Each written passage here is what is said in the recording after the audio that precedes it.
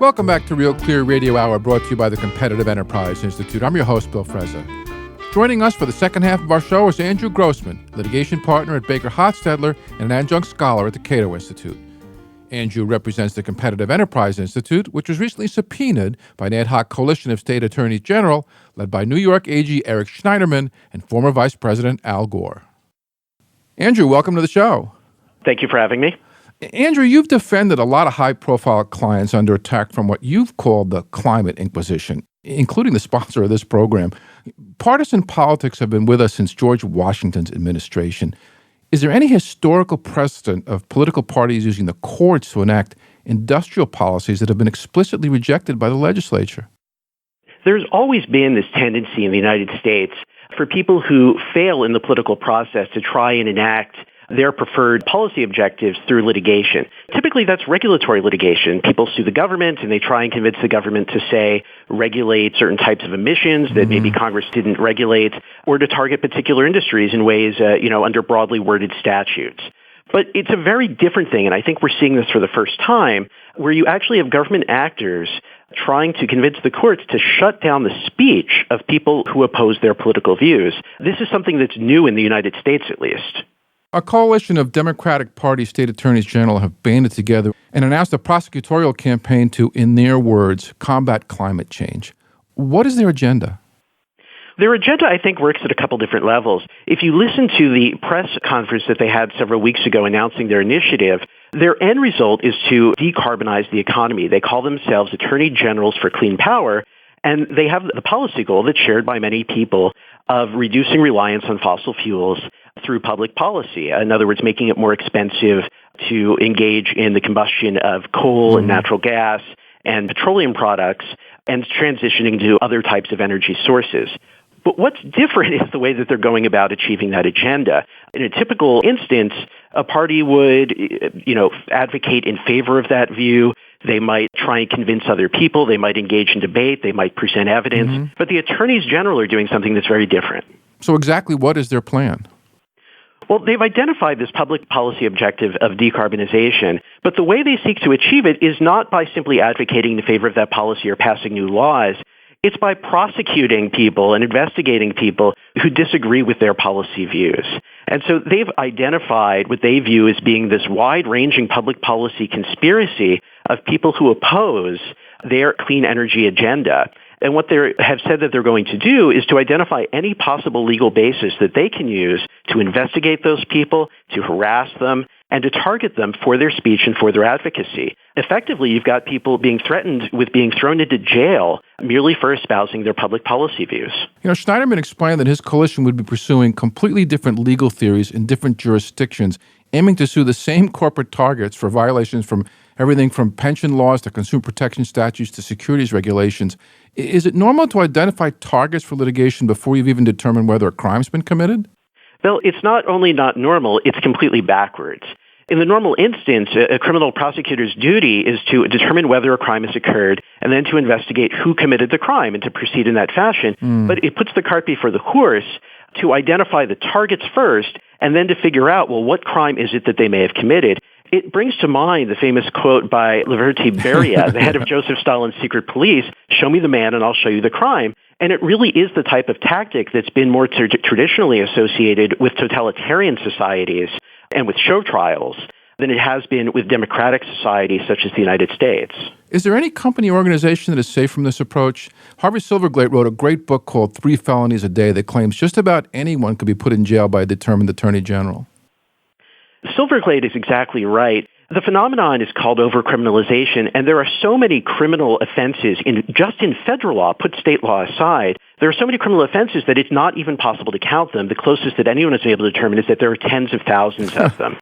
And anything that an individual may do potentially might run up against some kind of criminal statute. And so when you have a determined prosecutor who's identified who their target is, perhaps because they don't like their speech, perhaps because they have business interests that are opposed to them, for any reason whatsoever, that prosecutor has an almost limitless array of options to launch investigations, to harass, to threaten, to undermine that person's business interests, and at the end of the day, even to potentially bring criminal charges. And this is something that it's not limited to any particular policy area. This is something that can be used across the board and particularly can be used for any type of political debate, any type of speech that a prosecutor might seek to silence. Wasn't there some fisherman who got prosecuted for throwing fish overboard under the Sarbanes-Oxley law? That's exactly right. I was fortunate to represent Representative Oxley in that litigation, and Representative Oxley's view was, well, when we wrote this anti-document destruction provision of the Sarbanes-Oxley Act, it never even occurred to us that federal prosecutors would use it to go after somebody in a case involving the destruction of fish. But as Representative Oxley recognized, you give these sometimes broadly worded statutes to prosecutors, and they get their own ideas about how it is they're going to use them, and sometimes those ideas are motivated more by their own political interests and professional interests than they are by any conception of the public good. You know, Senators Sheldon Whitehouse, Barbara Boxer, and Ed Markey have been leading a charge to encourage Loretta Lynch's Justice Department to get into the climate change fight. What role might the Obama Justice Department play in this drama during its waning days? You know, it's the strangest thing. You know, when you think of legislators, you think of legislating. And you have this idea that, you know, if they really believe that we need to have a certain type of public policy response, they would introduce and try and gain support for particular legislation, for particular policies. But what they're asking instead is that the Federal Bureau of Investigation and the Department of Justice simply investigate the people who disagree with their public policy agenda, threaten them with criminal sanctions, and effectively shut up the other side of the debate. This, again, is something that's very new, and it really does harken back to the kinds of tactics that we haven't seen in the United States for decades at this point. Along with prosecuting corporate climate offenders, I understand 20 scientists signed a letter urging the government to take legal action to silence rival scientists and policy advocates who disagree with them. What financial interest do these climate scientists have in continued government funding for their work? Well, it's a really interesting question. There's been this discussion in the field of climate science for years that on the one hand, some people accuse people who are not alarmist in their views on climate change as being in thrall to certain moneyed interests. But on the other side of the debate, you've got a large number of scientists and research institutions and so on who, if they take more skeptical views, not denying global warming, but merely saying this may not be among our most pressing issues at this time, it may not lead to catastrophic consequences, their funding sources are threatened because they're going against the policies of the current administration. And that was certainly true with some of the individuals involved in this 20 scientist letter. An interesting background point is that it really was a bit of a clown show, the way that this letter came together. None of the scientists who were involved even knew what it was that they were calling for when they encouraged the federal government to launch a RICO investigation. RICO, of course, is the Racketeering Influence Corrupt Organization Act that was enacted to take down mafia organizations and drug cartels. And in this letter, they asked the Department of Justice to launch this type of criminal investigation under RICO against climate scientists, against energy companies, basically against anybody who's disagreed with their political and scientific views. And in the aftermath of this, a number of them even denied that they had requested a criminal investigation because they were simply unaware that it was a criminal statute. They hadn't consulted any lawyers. They didn't know from a public policy point of view or from a legal point of view what it was they were even requesting. Andrew, the Attorney General from the Virgin Islands recently subpoenaed your client, a nonprofit think tank based in Washington, D.C. Why the Virgin Islands, and what does the subpoena demand? Well, it's a really good question, why the Virgin Islands. And it wasn't simply to enable myself as CEI's attorney to go on a nice junket out there, I assume. As best we can tell, the reason it was the Virgin Islands is that the Virgin Islands is so far the first and only jurisdiction of these 20 that are participating in this coalition that's been able to open an investigation into the allegation that there is some type of secretive public policy conspiracy to combat alarmist views of climate change. And the subpoena, it's a kitchen sink subpoena. It requests from CEI every single thing that they've done concerning global warming over a period of 10 years from 1997 through 2007. It requests any communications and contacts that they've had with ExxonMobil. And purportedly, the basis for it is that ExxonMobil, the subpoena claims, is at the heart of this RICO conspiracy, a racketeering conspiracy to mislead the governments and to mislead the public over the consequences of global warming. And it implies that CEI was somehow involved in this. So the timing of the subpoena is rather interesting. Didn't CEI just speak out against Schneiderman and his allies' shakedown agenda in various op-eds and blog posts? You could almost get whiplash, looking at the timeline of this. Schneiderman and his allies came out with this public policy drive to prosecute people they disagree with. The CEI very clearly expressed its views that this was a ridiculous abuse of a criminal prosecution authority. And the next thing you know, they get slapped with this overbroad fishing expedition kind of subpoena. It really suggests to itself what's going on here. Is this likely to put a chill on other think tanks from speaking out? Putting a chill on speech is really the entire purpose of this. The underlying legal theory in this case is completely absurd and ridiculous, and I can't imagine that any of the prosecutors involved have any anticipation that they will ever be able to achieve any type of conviction or judgment against any of the parties that they're targeting. The real purpose here is intimidation. It's to silence people. It's to have this threat of criminal investigation, all the burdens of having to comply with subpoenas and with other investigatory tools, having to submit for depositions, and then this threat at the end of the day of criminal liability. The whole point is to put the fear into people that they will be targeted by the government, and in that way convince them to withdraw from this public policy debate. But of course, CEI is not taking this standing down. And I think other groups shouldn't either. We can't let these prosecutors abuse their power in this way and actually prevail in that sense. So your client doesn't plan to roll over? CEI will not be rolling over, and quite the opposite, intends to fight this vigorously. The subpoena is legally frivolous. The investigation that was launched is based, as I said, on this racketeering statute that simply has no application to people involved in public policy debates. The First Amendment protects every American's right to petition government and to speak out on issues that are important to them. And that's what the Competitive Enterprise Institute did here. And that's what, in fact, what Exxon appears to be accused of having done, is participating in public policy debates. That's never been the kind of thing that you can be prosecuted for in the United States. And we're not going to let them start, in this case, by imposing criminal sanctions for people simply exercising their First Amendment rights. How do you plan to approach this case?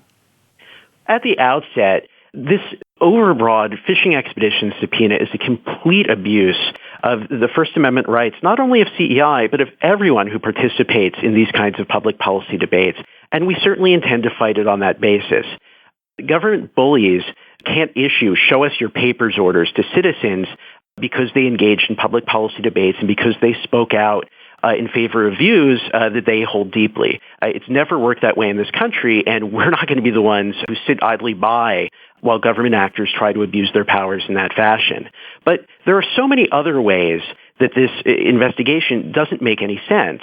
Just the basic legal nuts and bolts of it. The statute that they're using in the Virgin Islands, this racketeering statute, has a 4-year statute of limitations. In other words, if something hasn't happened within the past 4 years, it's not within the bounds of the statute. CEI, it's publicly known, hasn't received a dime from ExxonMobil since 2006 or 2007. That's not just some kind of internal fact. It was widely reported at the time. There is no possibility that CEI could have any type of information that relates to any type of misdeed that ExxonMobil might have been engaged in during any period.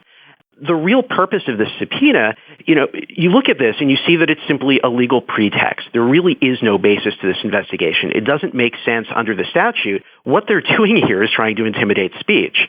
What did your client do that so offended the Virgin Islands Attorney General?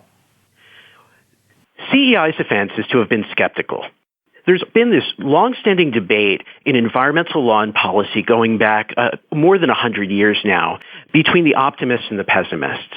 The pessimist view, and it's almost a religious view, is that the way to save our environment, the way to preserve our environment, is for us as humans to do less, to be less wealthy, to have less economic activity, and to scale back in every way the comfort and the prosperity of our lives. CEI and a number of other groups have rejected that sort of Malthusian view and have embraced the opposite, which is that whatever environmental challenges we may face, from pollution to climate change to clean water and anything else, the way that we combat these things is by being wealthier and having more resources to spend on the most pressing and important problems. And so when you're presented with an issue like climate change, CEI's approach is to look at the economics of it and figure out what are the risks, what are the costs, what are the benefits, and how do you balance all those things? How do you make sure that as a society, we leverage the wonderful free market institutions we have so that we have the greatest possible resources to deal with any problems that may come down the road? Taking that public policy position in a controversial area like climate change has really made CEI a lightning rod for criticism. Andrew, if what you call the climate inquisition succeeds in silencing political opponents, will it effectively become illegal to express views that challenge the prevailing global warming orthodoxy? That's the risk, but in reality, it's even worse than that. With climate change, we've already had a large number of scientists and public policy groups and other people involved in this debate come to us over the past 2 years and say, I'm scared that I'm going to be the target of a lawsuit. I'm scared that I'm going to be prosecuted by the government or I'm going to receive a subpoena. And that's the kind of thing that we're seeing today, and it really does chill people's speech. It's not something that's happening in the future. It's happening now. But the broader concern is that if these tactics are successful in the field of climate change, it's not going to stop there. Any area of political controversy, anywhere from abortion to stem cell research to even regular budget politics, will be grounds for this type of political bullying and abuse of power. If the bullies are successful in silencing dissenting views in the field of climate change, this tactic is going to gain hold across the entire range of public policy issues. And that's why it's so important that we take a strong stand and that we fight this now. If this succeeds, our democracy is going to be on a very shaky foundation. I understand you helped found an organization called the Free Speech in Science Project. Tell us about that. My colleague David and Rivkin and I have been approached by so many people concerned about these issues. People who are concerned that they're going to be targeted for government retaliation, that they're going to be the targets of bullying, and that they're not going to be able to afford to defend themselves.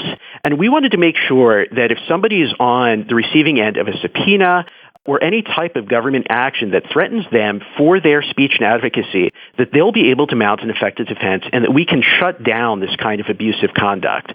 That's why we founded the Free Speech in Science Project, so that we can have a home for these kinds of activities, so that we can facilitate funding for people who need it, and to defend the right of people involved in scientific debates to present their views, to engage in debate, and to help, at the end of the day, the public to reach the best and greatest possible understanding on public policy issues by hearing views from all sides. Aside from mounting a legal defense to protect targets of the climate inquisition, the Free Speech in Science website indicates plans to go on the offensive. Is the Attorneys General Coalition potentially breaking any laws in pursuit of its political opponents? Well, the law they're breaking, of course, is the First Amendment. The government can't retaliate against people for their exercise of their First Amendment rights, and it certainly can't take actions that are calculated and that have the intent and effect of chilling their ability to engage in speech. In other words, we don't want government officials going around intimidating and bullying people. It's well recognized in the law that when government officials violate people's First Amendment rights, that they can be personally liable for the consequences of having done so. Now, the law provides that you can get injunctions against government officials in these instances. In other words, you can bring them into court and get the court to tell them you have to stop. You can shut down an investigation that is violative of people's rights. But even more than that, when somebody like a prosecutor targets somebody for their political views and for their political speech, they're potentially subject to personal liability. They might have to pay out of their own pockets for undertaking that type of abusive behavior. So the attorneys general should be aware that they're playing with fire and they're potentially putting themselves at risk as they undertake these types of retaliatory efforts. This is something that the law treats very seriously, and it's something where there are very serious and potentially severe consequences. Not one single UN IPCC climate model has yet made a successful forecast. They always run hot when it comes to predicting future temperatures. As the measured temperature data diverges further and further from the alarmist hockey stick forecasts, can the UN be sued for misleading the public using the AG's coalition tactics? It's a very good question, and we've certainly heard that put forward, I think, half or more in jest from a number of people, who've looked at the IPCC's projections over the years and seen that they don't necessarily match reality and that they frequently diverge from report to report from what's been put out there in the past.